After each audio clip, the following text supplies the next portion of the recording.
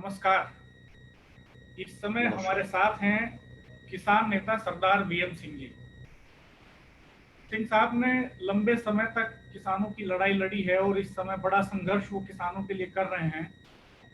सड़कों से लेकर अदालत तक और सदन तक भी उन्होंने किसानों की लड़ाई लड़ी है। एक लंबा अनुभव किसान राजनीति का उनके पास है। किसानों के दुख दर्द और उनकी समस्याओं को आप बहुत करीब से देखते रहे हैं और दशकों का ये जो अनुभव है वो किसानों की जिंदगी बदलने में इस संकट के दौर में बेहद कारगर हो रहा है। ये हम देख रहे हैं वो जमीन पर किसानों को संगठित करके उनकी आवाज सरकार तक पहुंचाने का काम लगातार कर रहे हैं। सरकार नहीं सुन रही है तो अदालतों तक जा रहे हैं और वहां से किसानों के हक में फैसले लेकर आ रहे हैं। सिंह साहब, आपका बहुत बहुत स्वागत है। सिंह साहब बहुत नमस्कार, बहुत आपका शुक्रिया बहुत बहुत आपका। स्वागत है। नमस्कार, आपका बहुत बहुत शुक्रिया डॉक्टर साहब। आप किस तरह से देख रहे हैं सर, इस समय किसानों के सामने क्या संकट है, खास तौर पर कोरोना के इस काल में? देखिए, पहली चीज तो ये है कि देश के ऊपर संकट है और किसान देश की सेवा करने में लगा है। कोरोना में जब कोरोना का लॉकडाउन हुआ तो हर आदमी बाजार में गया राशन खरीदने के लिए, खाद्यान्न खरीदने के लिए कि मैं घर में बैठूंगा खाने पीने के लिए हो। उसमें भरपूर खुराक पूरे देशवासियों को मिली। और आगे के लिए आपको मालूम है कि जब गेहूं की कटाई होनी होती है, गेहूं के अंदर इतना गर्दा निकलता है जो फेफड़ों में जाता है, और कोरोना भी फेफड़ों में जाता है। उसके बाद भी लोगों ने साहस दिखाया और गेहूं की पैदावार जो है उसको भंडारण उसका भरा। तो ये जो है किसानों ने जो बड़ा काम किया है देश को खुराक देने का। आज हम कहते हैं बड़ा मुश्किल लगता है, मैं तो कहता हूं पहली श्रेणी में किसान था, जो करोड़ों किसान बाहर निकले और उन्होंने अपनी फसल का जो है वो भंडारण देश को दिया। और उसके बाद भी देश ने कहीं उनके लिए थाली नहीं बजाई, कहीं ताली नहीं बजाई। इतना जरूर कहा, एक पैकेज आया कि जब आपका फसल खराब हो गई, आपकी सब्जी खराब हो गई, आपका फल खराब हो गया, आपका फूल खराब हो गया, आपका दूध बर्बाद हो गया, एक पैकेज आया जिसमें उन्होंने कहा हम तुम्हें लोन देने को और तैयार हैं। अरे किसान तो लोन के अंदर दबा हुआ है। तो इस समय जो है, इस स्थिति के अंदर, कोरोना के अंदर जब किसान ने देश की सेवा करी है, उसको सम्मान मत दो, उसको शाबाशी मत दो, पर कम से कम उसको सही रेट तो दे दो। इसी दरमियान जो उसने गेहूं लिया, अगली बार के लिए भंडारण भरा आपका, उसका एमएसपी भी नहीं मिल रहा ढंग से। तो इन चीजों को लेकर हमने बार बार कभी प्रधानमंत्री जी को चिट्ठी लिखी, कभी मुख्यमंत्री उत्तर प्रदेश को चिट्ठी लिखी। हमने उनसे कहा आप आंकड़ों के अंदर मत खेलो। अभी मुख्यमंत्री जी का जो आंकड़ा है, हमने 22 लाख मीट्रिक टन हमने खरीद कर ली है। अरे अप्रैल महीने में कौन सा किसान है जो किसान रख के और मई में बेचता है या जून में बेचता है? ये कह रहे हैं कि 33 लाख मीट्रिक टन हमें और खरीद करनी है, 55 लाख करनी है। अरे किस किसान के पास घर में आज गेहूं पड़ा है? वो गेहूं आता है, तत्काल बेच के अपना उधार वापस कर देता है, या आरटीए का जो पैसा देना ब्याज समेत वापस कर देता है। अगली फसल के लिए बीज लेता है, खाद लेता है, तैयारी करता है। आज किसके पास गेहूं है? ये 33 लाख मीट्रिक टन कहां से लोगे? आप उनसे लोगे जिन्होंने किसानों को लूटा है, 1400-1500 में खरीदा है, और आज उनसे आप 1925 में लोगे। तो किसानों की मैं बहुत तकलीफ है आज। इन तकलीफों को लेते हुए हम किसान से केवल कह रहे हैं कि जब तक किसान खुद अपनी लड़ाई नहीं लड़ेगा, जब तक वो बाहर निकल के नहीं कहेगा कि मुझे अपना हक चाहिए, मेरा हक मुझको दो, बिना रोए मां दूध नहीं पिलाती। मुझे बड़ा अच्छा लग रहा है डॉक्टर साहब, रविंदर आप भाई, बड़ा अच्छा लग रहा है कि आप शायद आज की तारीख। ट्विटर जी, पर एक आंदोलन छेड़ने जा रहे हैं। मैं क्या वही है बात वो, करने उसका लगा था। मकसद क्या है? मैं वही बात करने लगा था, मुझे बड़ा अच्छा लग रहा है आज जो नौजवान पीढ़ी जो है, जो खेती से दूर जा रही थी, वो अपनी लड़ाई लड़ने के लिए आ रही है। और वो कह रही है कि हमें मालूम है जिनके पास नौकरियां थी उनकी नौकरी खत्म हो रही है, पहले नोटबंदी में खत्म हो गई, अब कोरोना में खत्म हो रही है।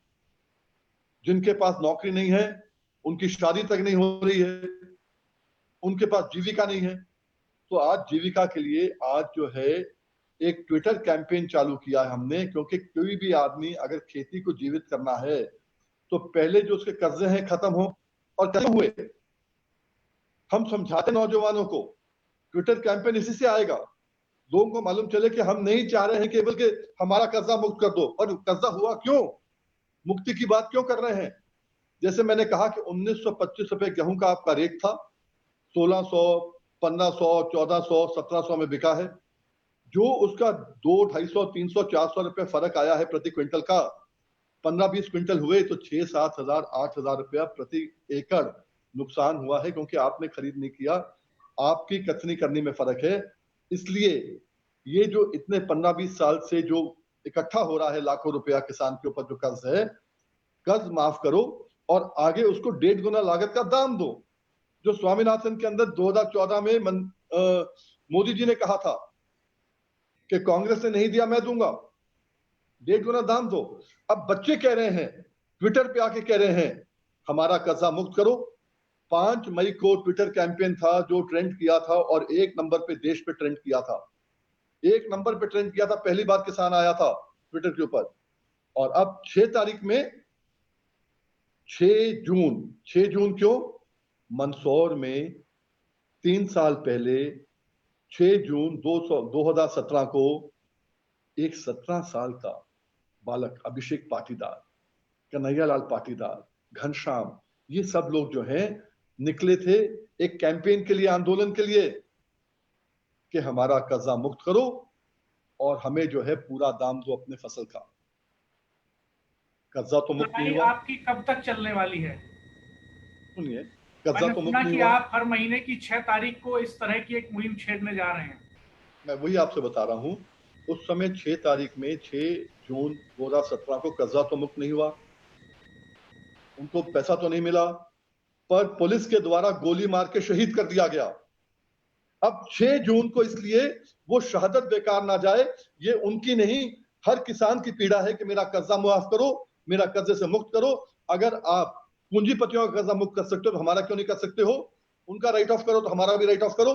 तो 6 जून को ये हम लोग ट्विटर के ऊपर, क्योंकि मंदसौर नहीं जा पाएंगे इस बारी कोरोना के चक्कर में, 6 जून को ट्विटर में होगा कि कर्जा मुक्त करो और पूरा का पूरा दाम दो, कर्जा मुक्ति पूरा दाम। और ये हर महीने होगा, अब हर महीने ट्विटर पे 4 बजे होगा। हर संगठन इस पर जुट चुका है कहने के लिए कि प्रधानमंत्री जी बेशक आप मौन हो, आपको सुनने में नहीं आ रहा हो, हम हर 6 तारीख में ट्विटर पे करेंगे, आपको सीधा पीएमओ ऑफिस भेजेंगे और हम बताएंगे कि ये तब तक चलेगा जब तक हमारा कर्जा मुक्ति पूरा दाम ना दे। क्योंकि कर्जा मुक्ति की बात आपने करी थी, पूरे दाम की बात आपने करी थी, अपना वायदा निभाइए, हम आपको बार बार याद दिलाते रहेंगे। और देश का नौजवान ट्विटर पे होता है, देश का नौजवान आपको बार बार ट्विटर हैंडल के थ्रू आपको याद दिलाता रहेगा। सरकार का कहना है कि वो किसानों के खातों में नगद पैसा डाल रही है, कितनी सच्चाई है इसमें? इससे किसानों को लाभ नहीं मिल रहा है क्या? देखिए, अखिल भारतीय किसान संघर्ष समन्वय समिति, जैसे मैंने कहा 6/6/2017 के बाद बनी थी।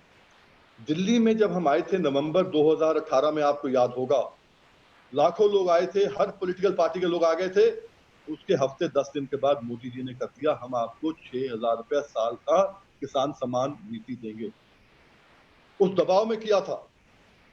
और हम कह रहे हैं सम्मान नहीं है। अगर आपको जैसे मालूम है, जिस क्षेत्र से आप आते हैं, जिस क्षेत्र से मैं आता हूं, गन्ने का क्षेत्र है।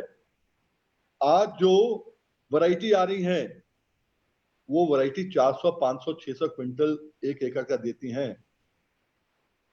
जो कॉम्बोटोर की वैरायटी है ये 200, 300 नहीं, 400, 500, 600 क्विंटल देती हैं। और आज की तारीख में मोदी जी ने कहा ना, हम 1.5 गुना लागत का दाम दे रहे हैं। तो हमारे यहाँ विधानसभा में पूछा गया गन्ने का रेट क्या है, उत्पादन का रेट क्या है, तो मंत्री जी ने कहा 290 रुपया। जब 290 रुपये होता है तो 1.5 गुना कर लो, कितना होता है? 435। आप क्या दे रहे हो? 315, 120 रुपए कम दे रहे हो। अगर 400 भी क्विंटल हुआ 120 के हिसाब से 48,000 रुपया आप 1 एकड़ का कम दे रहे हो। 5 एकड़ वाले का आप 2.5 लाख रुपए कम दे रहे हो। और 2.5 लाख के बदले आप कह रहे हो कि हम 6,000 रुपया आपके अकाउंट में डाल देंगे 1 साल का। क्या मजाक है ये? हमारा 2.5 लाख रुपया मारकर और हमें 6,000 देना चाह रहे हो। और ये 6,000 की कहानी क्या है भाई? 52% को तो आज तक एक पैसा नहीं मिला किसानों को, और बहुत लोगों को एक किश्त मिली है, किसी को 2 किश्त मिली है, अभी एक किश्त और आ गई है कोरोना के चक्कर में उनको। तो ये जो है खिलवाड़ मत गन्ना करो। भुगतान की क्या स्थिति है यूपी में? क्या बोला आपने? गन्ना भुगतान की क्या स्थिति है? क्या किसानों को गन्ने का पैसा मिल रहा है? और जो फसल उन्होंने बेची है, क्या उसका जी पैसा मिल पा रहा है उन्हें? रविंद्र जी, मैं आपको भी बताना चाहूंगा, आपके श्रोताओं को बताना चाहूंगा, मैंने बहुत बारी कहा है, प्रधानमंत्री जी को भी कहा है कि आपने 20 लाख करोड़ का पैकेज निकाल दिया है राहत के लिए। गन्ना किसान आज पैसा चाहिए उसको, आज पैसा चाहिए, मिल मालिक दे नहीं रहे हैं। मोदी जी ने कहा था 14 दिन के अंदर हम पैसा दिलवाएंगे, 2017 के चुनाव के अंदर नहीं दिलवा पाए। मोदी जी 3 साल हमने आपको दुखी नहीं किया। अब जब आप 20 लाख करोड़ का पैकेज लाए हो तो हमारा 20,000 रुपया, 20,000 करोड़ रुपया, 20 लाख नहीं, 20,000 करोड़ रुपया हमारा मिल मालिकों ने देना है, चीनी मिलों ने देना है, सरकार ने देना है, सहकारी मिलों का। आप हमें दे दें और उसके बाद में आप मिलों से ले लें। 2-4 महीने बाद ना हिंग ना फटकड़ी, आपका पूरा पैसा वापस आ जाएगा, किसान की मदद हो जाएगी। क्योंकि आज किसान डूबा हुआ है कर्ज के अंदर, वो और कर्ज नहीं लेना चाह रहा है, उसको आगे फसल लगानी है, उसका गन्ना खड़ा हुआ है, गन्ना बिक नहीं रहा है, उसको बहुत नुकसान हो रहा है। आज की तारीख में जो अंदाज से 20,000 करोड़ रुपया ब्याज समेत जो हमें देना है, वो आप दिलवा दें, मिल मालिकों से बाद में ले लें। यही है गुजारिश है उनसे। अगर कर देंगे तो 40 लाख गन्ना किसान परिवार, जिसमें 5-5 अगर लोग हुए तो 2 करोड़ लोगों का फायदा हो जाएगा। मोदी जी, राहत का मतलब यही है, पैकेज का मतलब यही है। पैकेज का मतलब ये नहीं है उद्योगपतियों को देते रहो, किसान को जो है केवल उधार देते रहो, ये फायदा नहीं होता है। उनकी जीविका चले, आगे के लिए राहत मिले, यही फायदा होता है। यही फायदा हम चाह रहे हैं आज बस केवल। यानी आप कह रहे हैं कि जब संकट है, जब कोरोना की वजह से पूरी अर्थव्यवस्था क्राइसिस में है, तब सरकार किसानों का 20,000 करोड़ रुपया मिल मालिकों से नहीं दिलवा पा रही है। हम ये नहीं कह रहे कि ना, हम कह रहे हैं आप हमें दे दो, आप उनसे बाद में ले लो। आज अच्छा, आप दे दो, आप बाद में ले लो, 2 महीने में, 4 महीने, 6 महीने में। और अगर प्रधानमंत्री और मुख्यमंत्री आंख थोड़ी भी टेढ़ी कर ले तो 4 दिन में पैसे आ जाएंगे भाई। आपको भी मालूम, मुझे मालूम है। और अर्थव्यवस्था की जहां बात होती है देश की, देश बर्बाद हो रहा है आज, क्योंकि इंडस्ट्री खत्म हो रही है। अगर आपने गांव को भी खत्म कर दिया, देहात को भी खत्म कर दिया तो बर्बादी आ जाएगी। हम कहते हैं हमारे पास अगर पैसा आएगा तो डिमांड बढ़ेगी मार्केट में, मार्केट में डिमांड बढ़ेगी तो आप एमएसएमई को दे रहे हो, सबको पैसा दे रहे हो, उनकी सप्लाई खरीदी जाएगी, देश का भी भला होगा और किसानों के माध्यम से देश खड़ा हो जाएगा। ये बहुत इंटरकनेक्टेड चीजें हैं, ये पता नहीं क्यों नहीं सोच पा रहे। रॉकेट साइंस नहीं है, आम आदमी सोच पाता है, पर कहीं ना कहीं इनकी बुद्धि कहां जाती है मुझे समझ नहीं आता। हम कोरोना के आंकड़े देख रहे हैं तो ये पाते हैं कि लगातार संक्रमण बढ़ रहा है देश में, और प्रधानमंत्री जी ने खुद ये चिंता जाहिर की थी कि गांवों को सुरक्षित रखना है। अभी तक गांव हमारे सुरक्षित हैं और आगे भी सुरक्षित रखना है, 2 गज दूरी का नारा उन्होंने दिया था। क्या ये संभव है ऐसी परिस्थितियों में जब देश भर से करोड़ों लोग वापस गांव को लौट रहे हैं? क्या गांव इस स्थिति में हैं कि वो उनको झेल सकें? अगर उनके लिए गांव में जगह होती तो वो शहर ही क्यों गए होते? अगर बिल्कुल वो सही। शहर से गांव वापस लौट रहे हैं तो क्या गांव की अर्थव्यवस्था इस स्थिति में है कि वो करोड़ों लोगों का बोझ झेल सके? आपको क्या डॉक्टर लगता साहब, है? डॉक्टर साहब, आपने बहुत अच्छा और बहुत बढ़िया प्रश्न पूछा है। थोड़ा इसको आराम से मुझको भी उत्तर देने दीजिए, क्योंकि ये बहुत महत्वपूर्ण है। हो सकता है आपके माध्यम से सरकार को समझ आ जाए, हो सकता है फायदा हो जाए। पहली चीज आपने बिल्कुल सही कहा है कि पहले जब आदमी गया था, जिसमें गांव में रोजगार नहीं मिल रहा था, वो बाहर गया था, अकेला आदमी गया था। आज 5 लोग वापस आ रहे हैं। जब अकेले को नहीं हम झेल पा रहे थे, 5 को कहां से झेलेंगे, कहां से उसकी खुराक आएगी। अब इसका मेन चीज ये है कि मनरेगा में जो आप बढ़ोतरी करने की बात कर रहे हो, आप और मैं, हम लोग देहात से आते हैं, हमें मालूम है मनरेगा में क्या होता है। खड्डा खोदो, खड्डा भरो, एक रोड बनाओ, फिर वही रोड बनाओ, मास्टर रोल में नाम चढ़ाओ, पैसा कहीं गया नहीं गया। अब केवल आप करिए मनरेगा को खेती के साथ जोड़ दीजिए। अभी क्योंकि मनरेगा भी आप कर दोगे तो 1 महीने बाद बारिश चालू हो जाएगी, मनरेगा में फिर दिहाड़ी नहीं मिलेगी।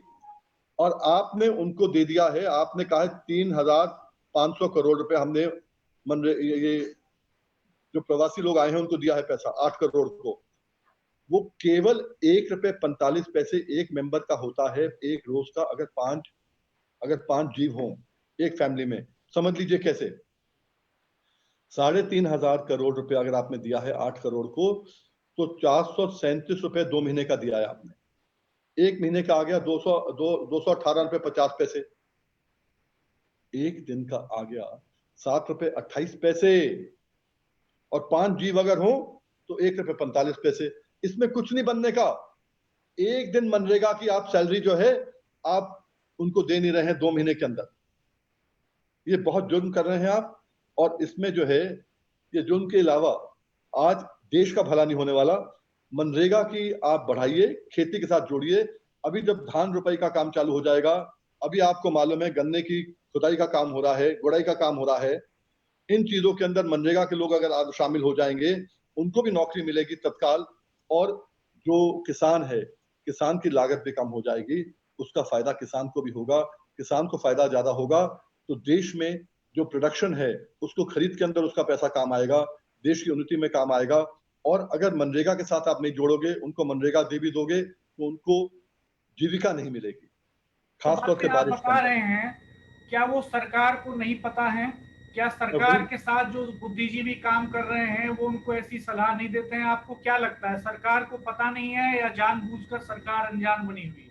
डॉक्टर साहब, मैंने आपको शुरू में कहा था, हो सकता है कि आपके माध्यम से अगर कोई सरकारी आदमी ये सुन लेता है तो ये फायदा हो जाएगा। क्योंकि सरकार, ऐसे ऐसे लोग वहां बैठे हुए हैं, माफ करिएगा, आपका कोई सेक्रेटरी होता है government of India, agriculture secretary, वो बजट से बहुत बारी 2-3 महीने पहले उद्योग से आता है, खेती के बारे में उसको कुछ मालूम नहीं होता है। वहीं पर ही अधिकारी शिफ्ट होते रहते हैं। ऐसा तो नहीं कि जो खेती करने वाला आदमी वो वहां बैठा हुआ है कोई। नीति आयोग के अंदर, नीति आयोग जो है उसमें ऐसे लोग बैठे हुए हैं। आप उसका नाम चेंज कर दें, कुछ चेंज फर्क नहीं पड़ता। आपको लगता है कि सरकार इन बातों पर ध्यान देगी, और अगर नहीं देती है तो फिर आपके संगठन की क्या तैयारी है? देखिए, आज हमारा वही है कि किसान नौजवान, हमारा नारा है जय किसान जय नौजवान। आपको याद होगा शास्त्री जी ने जब नारा दिया था जय किसान जय जवान, जय जवान जय किसान, तब 62 की चीन की लड़ाई के बाद वो चाह रहे थे कि उसमें जो है जवान मजबूत हो जाए, वो चाह रहे थे किसान मजबूत हो जाए, क्योंकि हमारा बाहर से मैक्सिको से गेहूं आ रहा था हमारा। तो आज की तारीख के अंदर हम चाह रहे हैं कि जवान खड़ा है, जवान किसान के घर से जाता है, सेवा मुक्त होने के बाद फिर वो किसान बन जाता है, पर नौजवान खेती नहीं कर रहा है। आज खेती को जिंदा करना है, नौजवान को जीविका दिलाना है। इसलिए हमारा नारा भी है जय किसान जय नौजवान, कि दोनों जब मिलकर काम करेंगे तो देश का भला होगा, वरना देश का भला नहीं होगा। और इसलिए मैं चाहता हूं कि सरकार कहीं ना कहीं जो आज की तारीख के अंदर जो हमारा नौजवान है उसको खड़े करने का काम करे, उसको आगे लेके आने का काम करे, खेती जो घाटे का सौदा है उसको मुनाफे का बनाने का काम करे। यही मैं चाहता हूं आज। आखिर ये क्या संकट है? हमने पिछले दिनों सुना कि कई मंत्रियों ने कहा कि वो सड़े हुए चावल से सैनिटाइजर बनाने की बात हो रही थी। आखिर इस देश में इतने बड़े पैमाने पर खाद्यान्न सड़ क्यों जाता है और दूसरी तरफ भूख से लोग मर रहे होते हैं? देखिए, खाद्यान्न क्यों सड़ जाता है? इसलिए सड़ जाता है कि ये एक रैकेट चला आ रहा है बहुत सालों से। मुझे आपकी शक्ल नहीं आ रही है, पता नहीं कि आपको आ रहा है या नहीं आ रहा है। मैं सुन पा रहा हूं आपको। आप सुन पा रहे हैं? जी। खाद्यान्न जो है ये रैकेट बहुत बड़ा है। एफसीआई खरीदती है और एफसीआई चट्टे लगा देती है आपको। आप कहीं जाएं, हिसार जाएं, मुजफ्फरनगर जाएं, कहीं जाएं, आप देखेंगे तिरपालें पड़ी होती है, उसके नीचे गेहूं के चट्टे लगे होते हैं। देखा होगा आपने, बचपन से मैंने भी देखा है। जी। जी। उसमें क्या होता है, जब बारिशें होती हैं नीचे फट्टे लगे होते हैं और 3-4 ढांग उस चट्टों में से वो खराब हो जाती हैं। उसमें करोड़ों करोड़ों रुपए का गेहूं तो होता है, नीचे के जो खराब हो जाते हैं उसको मुर्गी पालन के लिए या उसको शराब के लिए रॉटन गेहूं, खराब गेहूं के हिसाब से बेच देते हैं। पर ये नहीं देखते कि 40-45 धांग ऊपर की बिल्कुल सही रहती हैं, ऊपर के को बाजारी रेट पे बेचते हैं और नीचे वाले को सस्ता बेचते हैं। इसमें हर हर जो जो यूनिट है उसको करोड़ों रुपए का फायदा होता है। इसीलिए ये परंपरा 20-25-30 साल से हम देखते आ रहे हैं। सरकार को मालूम है, पर कहीं ना कहीं हिस्सेदारी होगी ना कि सरकार के लोगों की, इसलिए इसको रोकने का काम नहीं करते हैं। ये केवल पैसे बनाने का काम तो इनको अच्छी तरह मालूम है, पर किसान को खड़े होने का काम किसी को नहीं मालूम। अभी कहा जा रहा है कि कोरोना के साथ जीना सीखना होगा और ये लड़ाई लंबी चलने वाली है। क्या आपको लगता है कि इससे खेती का संकट और बढ़ सकता है? आने वाली फसलों पर क्या असर पड़ सकता है? गांव की जिंदगी पर क्या असर पड़ सकता है? क्या देखते हैं आप?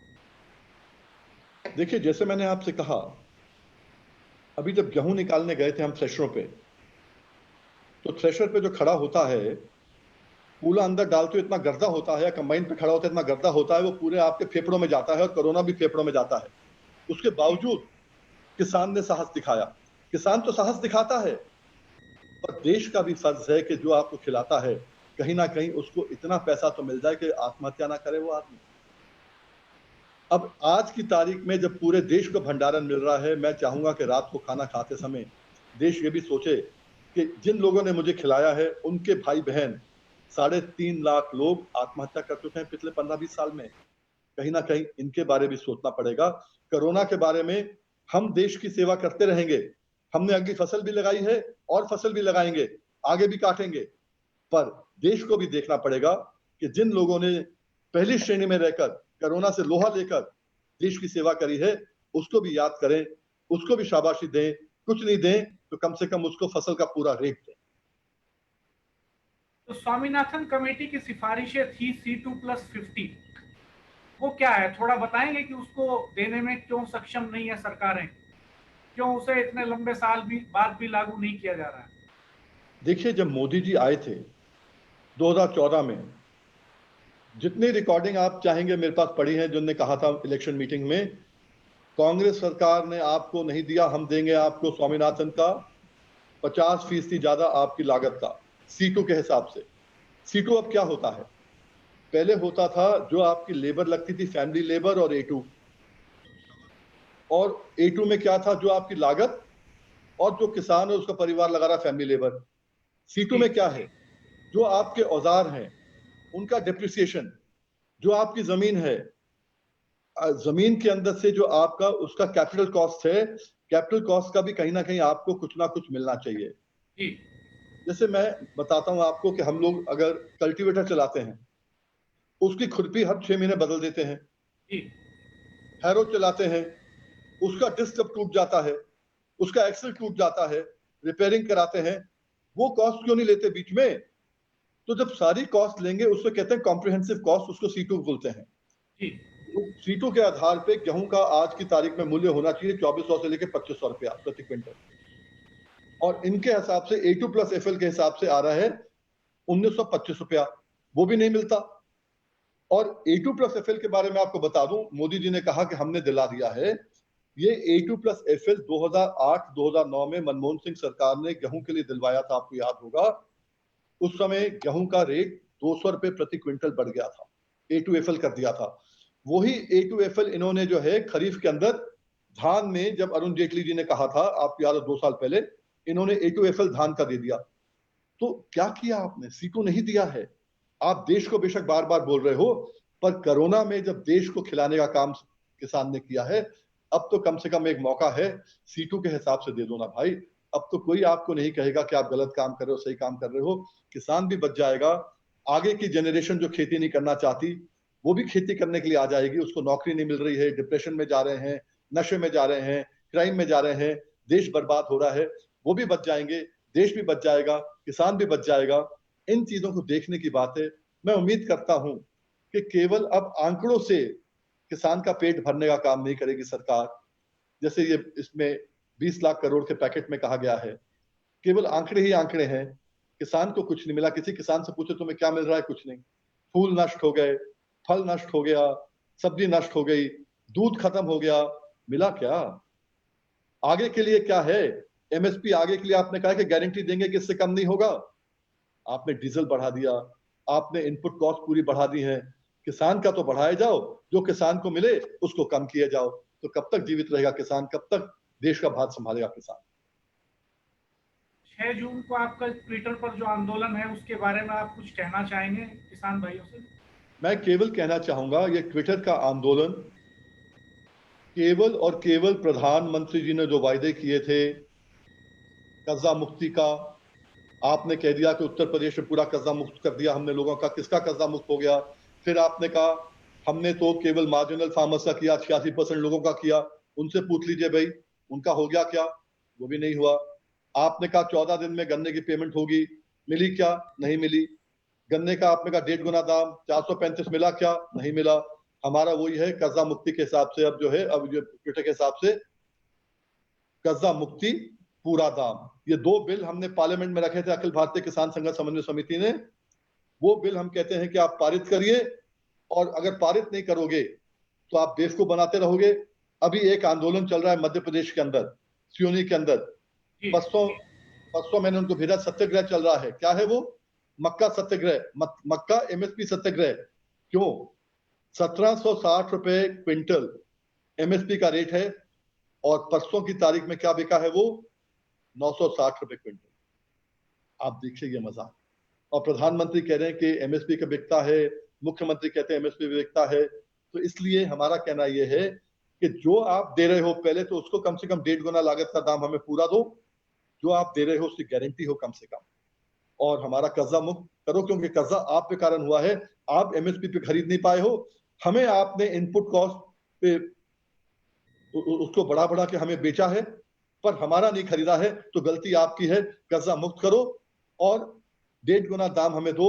और आप नौजवान खड़ा हो रहा है ट्विटर के ऊपर और मोदी जी से पूछ रहा है कि अगर मेरे पिता का कर्जा हुआ है तो आपकी गलती से, और उनकी गलती से अगर कर्जा हुआ है उद्योगपतियों का, आप उसको राइट ऑफ कर रहे हो, तो मेरे पिता का, मेरे चाचा का राइट ऑफ क्यों नहीं कर रहे हो? यानी किसान चाहते हैं कि उनको उनकी फसल का दाम C2+50 जो स्वामीनाथन कमेटी का जो फॉर्मूला है उसके हिसाब से मिले, और पूरे देश के किसानों की संपूर्ण कर्जा माफी की जाए। आप मुझे सुन पा रहे हैं सिंह साहब? लगता है सिंह साहब डिस्कनेक्ट हो गए हैं। आपका बहुत बहुत शुक्रिया, आपने हमें समय दिया और किसानों के बारे में आपने बहुत सारी महत्वपूर्ण बातें यहाँ पर रखी हैं। मैं आपका धन्यवाद करता हूँ। आपको शुभकामनाएं। आप सबका आंदोलन मजबूती से चले और सरकार तक किसानों की ये बात पहुंचे, जिसके बाद किसानों को उनकी मांग के अनुसार और इस देश में गठित की गई वैज्ञानिक स्वामीनाथन के आयोग की सिफारिशों के मुताबिक C2+50 के फार्मूले के आधार पर फसलों का दाम मिले और संपूर्ण कर्जा मुक्ति हो। धन्यवाद, आपका बहुत बहुत आभार।